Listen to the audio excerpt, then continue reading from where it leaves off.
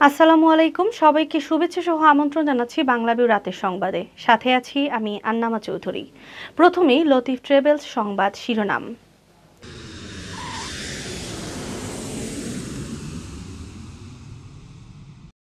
চীনের উপহারের সিনোফার্মের 10 লাখ টাকা পৌঁছালো ঢাকায়, আগামীকাল আসছে আরও।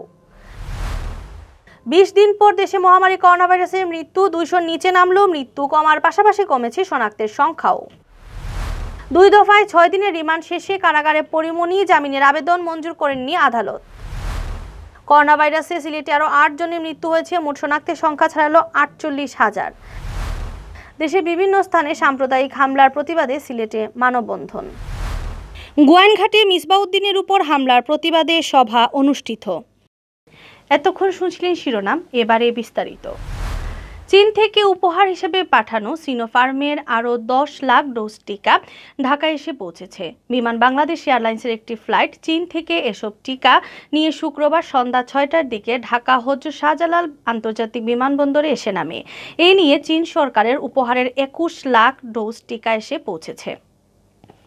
বিমান বাংলাদেশ এয়ারলাইন্স একটি সংবাদ বিজ্ঞপ্তিতে জানায়, বিমানের চার্টার ফ্লাইটটিতে মোট 57টি বাক্সে সিনোফার্মের 10 লাখ ডোজ করোনা টিকা ও 313টি কার্টুনে 4.1 টন সিরিঞ্জ পরিবহন করা হয়েছে।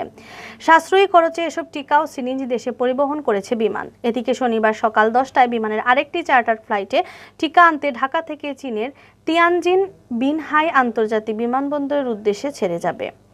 গত 12 মে প্রথমবারের মতো সিনোফার্মের তৈরি 5 লাখ টিকা উপহার হিসেবে বাংলাদেশে পাঠায় চীন। দ্বিতীয় দফায় গত 13 জুন আরও 6 লাখ উপহারের টিকা আসে। সব মিলিয়ে এখন পর্যন্ত 21 লাখ টিকা বাংলাদেশকে উপহার হিসেবে দিয়েছে চীন।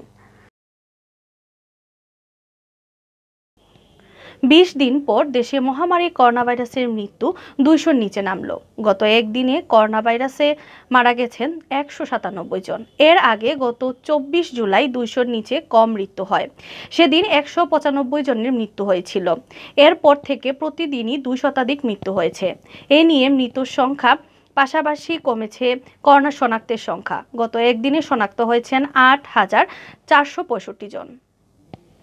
আজ বিকালে স্বাস্থ্য দপ্তরের সংবাদ বিজ্ঞপ্তিতে দেশে করোনা সংক্রমণের সর্বশেষ পরিস্থিতি জানানো হয়। স্বাস্থ্য দপ্তর জানায়, গত 24 ঘন্টায় 40,641টি নমুনা পরীক্ষা করা হয়। এতে নতুন রোগী শনাক্ত হয়েছেন 8,465 জন। এ পর্যন্ত মোট শনাক্ত হয়েছেন 14,05,333 জন।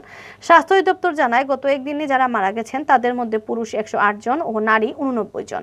এ পর্যন্ত মোট মারা গেছেন 23,810 জন। এছাড়া গত একদিনে করোনা থেকে সুস্থ হয়েছেন 11,457 জন। মোট সুস্থ রোগীর সংখ্যা দাঁড়িয়েছে 12,73,522 জন। মোট শনাক্ত বিবেচনায় সুস্থতার হার 90.62%।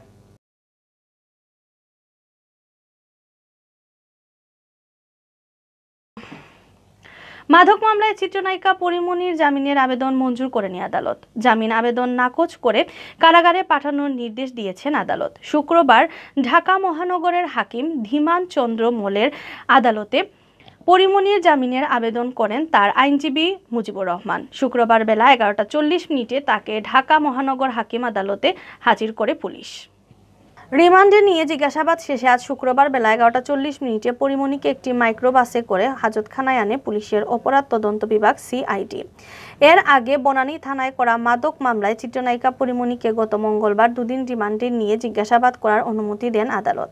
মাদকদ্রব্য নিয়ন্ত্রণ আইনে করা মামলার 2 দফায় 6 দিনের রিমান্ড শেষে আজ পরিমণির জামিন আবেদন করেন তার আইনজীবী মুজিবুর রহমান। অপরদিকে রাষ্ট্রপক্ষ পরিমণির জামিনের বিরোধিতা করেন। উভয় পক্ষের শুনানি শেষে বিকেল 3টার দিকে ঢাকা মহানগর হাকিম ধীমান চন্দ্র মণ্ডল তার জামিন আবেদন নামঞ্জুর করে কারাগারে পাঠানোর নির্দেশ দেন। পরিমণির সহযোগী আশরাফুল ইসলাম দীপুর ও জামিন আবেদন নাকচ করে কারাগারে পাঠানোর নির্দেশ দেন আদালত। গত 4 আগস্ট বনানী ফ্ল্যাট থেকে আটক হলো নায়িকা পরিমণি। পরে তার বিরুদ্ধে রাজধানী বনানী মাদকদ্রব্য নিয়ন্ত্রণ আইনে মামলা করা হয়। মাদকদ্রব্য নিয়ন্ত্রণ আইনের যে ধারায় পরিমণির বিরুদ্ধে অভিযোগ আনা হয়েছে তা রাষ্ট্রপক্ষ প্রমাণ করতে পারলে তার সর্বোচ্চ 5 বছরের কারাদণ্ড হতে পারে। মহামারী করোনা ভাইরাসে সিলেটে আরও 8 জনের মৃত্যু হয়েছে। এছাড়া নতুন করে করোনা রোগী শনাক্ত হয়েছেন 531 জন। তাদের নিয়ে শনাক্তের সংখ্যা 48,000 ছাড়ালো। আজ শুক্রবার দুপুরে স্বাস্থ্য দপ্তরের সিলেট বিভাগীয় কার্যালয় থেকে এ তথ্য জানানো হয়।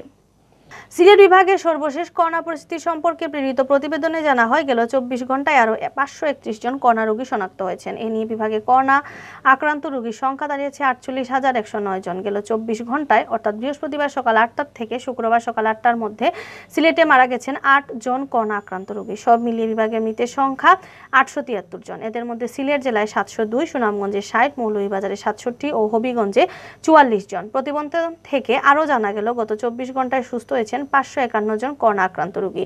তাদের নিয়ে সুস্থ হওয়া রোগীর সংখ্যা 25,695 জন। শুক্রবার সকাল 8টা পর্যন্ত সিলেটে 434 জন করোনা রোগী হাসপাতালে চিকিৎসা নিচ্ছেন।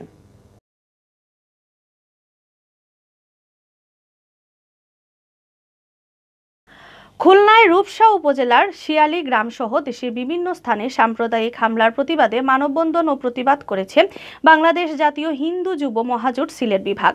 গতকাল বৃহস্পতিবার দুপুর 2টায় সিলেট কেন্দ্রীয় শহীদ মিনারের সামনে এ মানববন্ধন অনুষ্ঠিত হয়। সমাবেশে বক্তব্য রাখেন বাংলাদেশ হিন্দু যুব মহাজোট সিলেট বিভাগের সভাপতি কাজল সরকার, নির্বাহী সভাপতি উত্তম চন্দ্র দেব, সহসভাপতি রঞ্জিত চক্রবর্তী, সাধারণ সম্পাদক পল্লব পাল, সাংগঠনিক সম্পাদক জয়দীপ চক্রবর্তী, সহ সাংগঠনিক সম্পাদক বিজয় দেব, স্বাস্থ্য বিষয়ক সম্পাদক রাজীব চক্রবর্তী।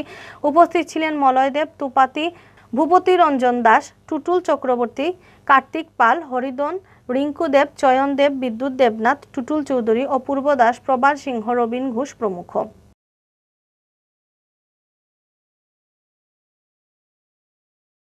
সিলেটের গোয়াইনঘাট উপজেলা মুক্তিযোদ্ধা সন্তান কমান্ডের সহসভাপতি ও তোয়াকুল ইউনিয়নের মুক্তিযোদ্ধা সন্তান কমান্ডের সভাপতি উপজেলা ছাত্রলীগ নেতা মিসবাউদ্দিনের উপর সন্ত্রাসী হামলার প্রতিবাদে সমাবেশ অনুষ্ঠিত হয়েছে। শুক্রবার বিকাল 4টায় তোয়াকুল বাজারে প্রতিবাদ সমাবেশ